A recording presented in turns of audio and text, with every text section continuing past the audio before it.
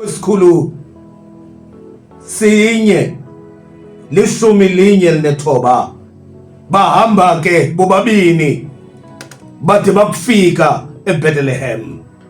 Ewe bantakwethu, inde lendlela bayihambayo, kodwa bahamba bobabini.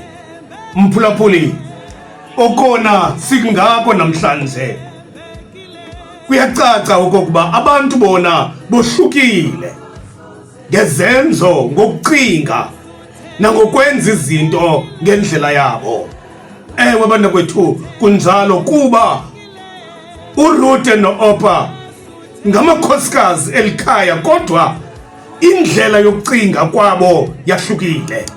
Ngokuya bekuhleliwe kwelikhaya, uOrpa ebehleli naye ngoba injongo yakhe ukuhlala, kodwa ngoku xa kuhanjwayo kuyacaca okokuba akalulo uhlobo lokuhamba. Yena wathi ndiyajika ngoku, uRuthe wathi masambe ngoba ndiluhlobo lokuhamba kunye nawe Naomi. Ewe bantakwethu, kunjalo mphulaphuli, xa siqala unyaka nangumbuzo, uyakwazi na ukukhetha phakathi kwabantu abokuhamba nabokuhlala? Ngoba uOrpa wayeyinkosikazi ekhutheleyo kulo mzi, kodwa engelilo uhlobo lokuhamba, eluhlobo lokuhlala. Ewe bantakwethu, kunjalo mphulaphuli, okokuba unohambo ofuna ukuluhamba njengoNaomi kulo nyaka, kuyanyanzeleka uba ukhethe uba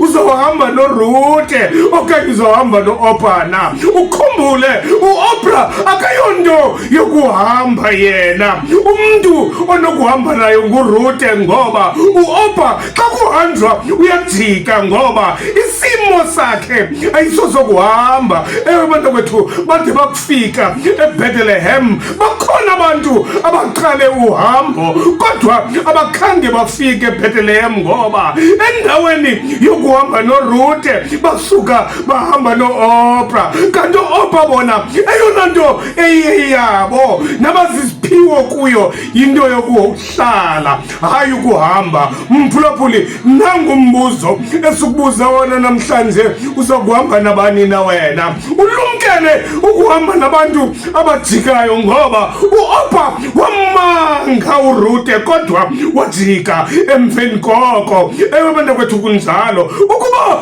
uzawuhamba nabantu kulo nyaka, ewe bantakwethu, uba unenjongo yokufika kwindawo ethile apho uza kuya khona, qiniseka okokuba ingaba nguRuthe nalo uhamba kunye naye. Uthi umbhali bahamba bade bakufika eBethlehem. Mphulaphuli, okokuba uhamba noOrpa awunakufika apho uyakhona, ngoba akalulo yena uhlobo lokuhamba, uluhlobo lokuhlala kuphela. Ngaphandle okokuba kulo nyaka awuzimiselanga kuhamba, mphulaphuli, uzimisela ukuhlala ndaweninye. Kulungile ke, ungahamba naye uOrpa ngoba uyinto yokuhlala kakade, unamava ekuhlaleni, uqhelile ukuhlala. Kodwa ke uba unenjongo zempumelelo ethile kulo nyaka, lumkela abantu ohamba kunye nabo. Ewe bantakwethu, lumkela ukubeka ithemba ebantwini ohamba kunye nabo, kuba bangajika ecaleni kwendlela. uOrpa wajika wathi mna ndiyagoduka ngoba bendingazanga eluhambeni apha. Mphulaphuli, uba unohambo, uneminqweno ofuna ukuphumelela kuyo kulo nyaka, khetha abantu bohamba. Uzawuhamba nabani kule meko ikuyo? Khumbula kukho umohluko phakathi koRuthe noOrpa. Uzawukhetha bani kule ndlela uzayihamba? Kodwa uba uzawukhetha uOrpa, qonda kakuhle okokuba indlela yakho imfutshane, ngoba uzawujika ecaleni kwendlela. Kodwa uba ufuna ukufika apho uyakhona, khangela uRuthe, izithembiso zendlela esithi kuNaomi, apho uyakhona ndiyakhona, apho wena uzakufela khona, ndakufela kuloo ndawo. Owakho uThixo iyakuba nguThixo wam. Masambe ke ngoku. Uthi umbhali baqalisa ukunduluka bade bakufika eBethlehem kwisixeko sesonka. Mphulaphuli, kukho apho ufuna ukuya khona, kukho iminqweno onayo enhliziyweni yakho, kodwa nangu umbuzo, uza kuhamba nabani na?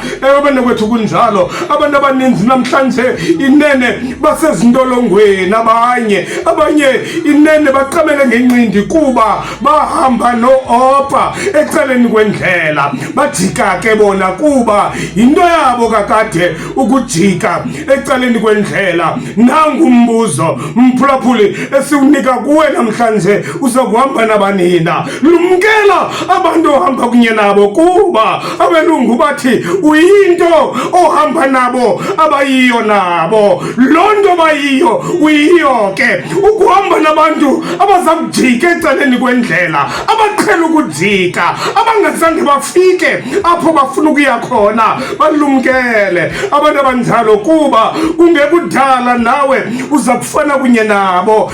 Abantu kwethu kunjalo. Athi ke umbhali bahamba bobabili bade bakufika eBethlehem. Mphulaphuli, unomnqweno. Xa uphela lo nyaka nawe unayo iBethlehem ofuna ukufika kuyo. Xa lo nyaka uqukunjelwa nawe ufuna ukuthi ndifikile kwiBethlehem ebendiyifuna. Kodwa nangu umbuzo, uza kuhamba nabani na? Kuxhomekeka kubantu oza kuhamba kunye nabo. Athi uRuthe xa ithembe kuloo ndawo oyakubhuphela kuyo, ndakungcwatyelwa kuyo nam. Mphulaphuli, balumkela abantu ohamba kunye nabo. Ndithe kuwe, baninzi abantu namhlanje abaqamele ngencindi ezindolongweni. Xa umbuza intoni ngabantu endandihamba kunye nabo, abantu kwethu kunjalo. Abanye namhlanje bachithakelwe ngamakhaya,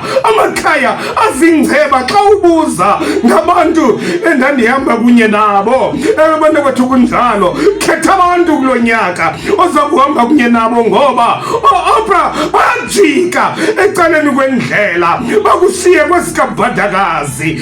Abantu kwethu, abantu bona abanakufana, abafani. Ingcinga yokucinga kuka-Oprah yahlukile kwekaRuthe. Ngoko ke kumele uhluze abantu oza kuhamba nabo, ulumkele ukuhamba nabantu abantu kwethu abangakhange ebomini babo bakwazi kakade badalelwe ukomelela amathambo ukuze bathathe indlela ende.